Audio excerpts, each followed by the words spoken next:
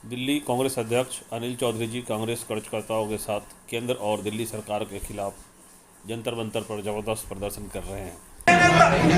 कांग्रेस की वरिष्ठ नेता रही, दिल्ली की मुख्यमंत्री रही। शीला जी को जो असहाय मुख्यमंत्री कहा करता था, डरपोक मुख्यमंत्री कहा करता था, उनके चेहरे पे जो काली पोतने का काम करता था और ये कहता था कि शीला जी गद्दी छोड़ो, मुझे मौका दो, मैं देखता हूँ कि कैसे कोई मुख्यमंत्री के अधिकारों को छीन सकता है। आज मैं उनसे प्रश्न पूछना चाहता हूँ, 50 दिन पूर्व यही कानून भारत के मंत्रिमंडल के कैबिनेट में लाया गया। 50 दिन हो चुके, 50 दिन बाद ये कानून पार्लियामेंट में आया। एक सवाल पूछने का काम अरविंद केजरीवाल ने नहीं किया। एक बार भी देश के प्रधानमंत्री और गृह मंत्री से मुलाकात करने का समय नहीं मांगा। समय तो मांगते, ये तो पूछते कि इस अमेंडमेंट बिल की आखिर आवश्यकता क्यों है। मैं आपसे पूछना चाहता हूँ कि आप में से यदि कोई कांग्रेस का कार्यकर्ता है, कांग्रेस का नेता मुख्यमंत्री होता तो ये समय मांगता या नहीं मांगता? ये सवाल पूछता या नहीं पूछता? आखिर इस अमेंडमेंट बिल को लाने की आवश्यकता क्यों पड़ी?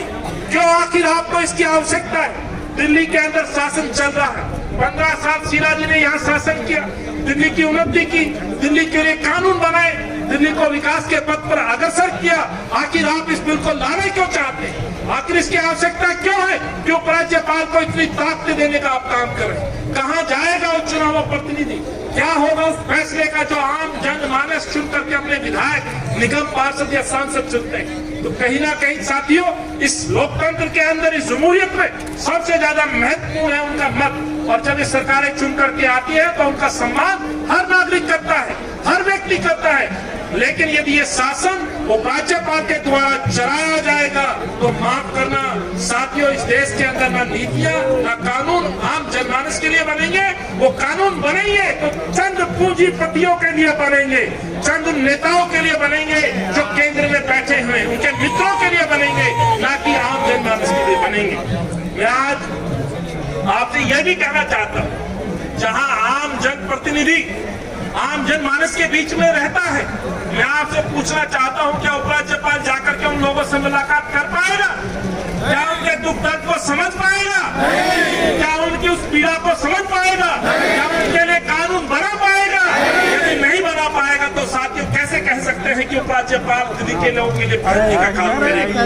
यही कारण है कि आज हम लोग इकट्ठा हुए और आज हम दोनों सरकारों से प्रश्न पूछ रहे हैं। और ये केवल प्रश्न नहीं पूछ रहे हैं, जैसे मैंने कहा कि 50 दिन के बीच में एक बार भी अरविंद केजरीवाल ने सवाल नहीं पूछा, आग्रह नहीं किया कि माननीय पीएम साहब, गृह मंत्री जी, मुझे समय दीजिए कि आखिर इस बिल की आवश्यकता क्यों है, इस बिल की आवश्यकता क्यों पड़ रही है। और यदि आपने सवाल नहीं पूछे तो माफ करिएगा साथियों कि उनकी भूमिका केवल संदिग्ध नहीं है, उनके मुंह पे ताले लगे हुए हैं। और आज एक डरपोक असहाय मुख्यमंत्री को हम देख रहे हैं जो अपने आप को मजबूत होने का दावा किया करते थे। आज मैं उनसे प्रश्न पूछता हूँ, बात में धरने पे बैठा करते थे जब कांग्रेस की सरकार थी, आप क्यों धरने पे नहीं बैठते?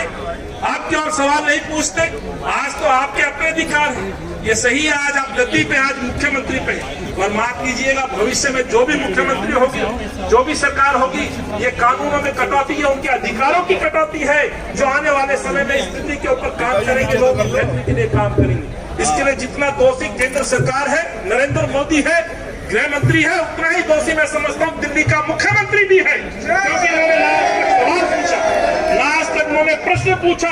यदि सवाल और प्रश्न पूछा होता, आग्रह किया होता, तो कहीं ना कहीं उनके द्वारा किए गए प्रयास जनता के सामने होते, तब तो हम कह सकते थे कि वाकई अरविंद केजरीवाल ने दिल्ली के बेहतरी के लिए काम किया। अफसोस बात का है साथियों, ना तो दिल्ली का मुख्यमंत्री इस बिल के विरोध में है और ना ही देश का प्रधानमंत्री और गृह मंत्री। सही मायने में जिस तरह से दोबारा चुनाव जीतने के बाद अरविंद केजरीवाल का स्वरूप उभर करके आया, उनकी जुबान से प्रधानमंत्री गृह मंत्री की तारीफें हम सुनते सुनते थक गए। वहां पर संदिग्धता और बढ़ जाती है जब वो कहते हैं कि हमारे कानून, हमारे अधिकारों को छीनने का काम नरेंद्र मोदी जी कर रहे हैं। तो मैं अपनी बात को यही विराम देते हुए आपसे आग्रह करना चाहता हूँ, साथ ही हमारी लड़ाई जारी रहेगी। ये लड़ाई हमारी आज यहाँ से शुरू हुई है। लोकतंत्र की हत्या का मामला ये पहला मामला नहीं है साथ। और ये भी मैं कहना चाहता हूँ, केवल इस बिल के माध्यम से लोकतंत्र की हत्या नहीं है, लोकतंत्र की हत्या ये भी है कि सरकार में लोकतंत्र में सवाल पूछने को भी यदि आपकी जुबान बंद करा दी जाए तो वो भी लोकतंत्र की हत्या है। लोकतांत्रिक तरीके से प्रलोभन देकर के सरकारों को गिराना, सरकारों को बनाना, यह भी लोकतंत्र की हत्या है। और ये काम निरंतर जारी है, ये जारी है निरंतर। जब से भाजपा की सरकार केंद्र में आकर के बैठी, हमें इसका विरोध करना है, भरपूर विरोध करना है। हमारे नेता राहुल गांधी जी विरोध करते हैं, निडरता के साथ विरोध करते हैं। और मैं आपके सामने बड़े गर्व के साथ कहना चाहता हूँ, इस देश में एक ही नेता है, एक ही पार्टी है जो देश के प्रधानमंत्री की आंखों में आंखें डाल के प्रश्न पूछने का काम करता है, वो माननीय राहुल गांधी।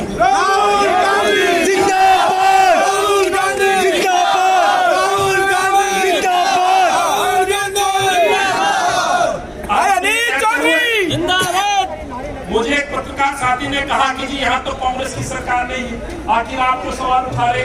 मैं कहना चाहता हूँ, ये कांग्रेस का वो परिवार है जो आजादी से पहले भी लोकतंत्र की बहाली के लिए संघर्ष कर रहा था, अपना लहू बहा रहा था। और आज भी चाहे हमारा कोई एमएलए है, सांसद है या नहीं है, लेकिन जब लोकतंत्र पे खतरा आएगा तो कांग्रेस का जन सड़कों पर उतरेगा और इस लोकतंत्र की बहाली के लिए आंदोलन करेगा। यही हमारे पूर्वजों ने हमें सिखाया है, यही हमारी धरोहर है और यही काम निरंतर आगे जारी रहेगा।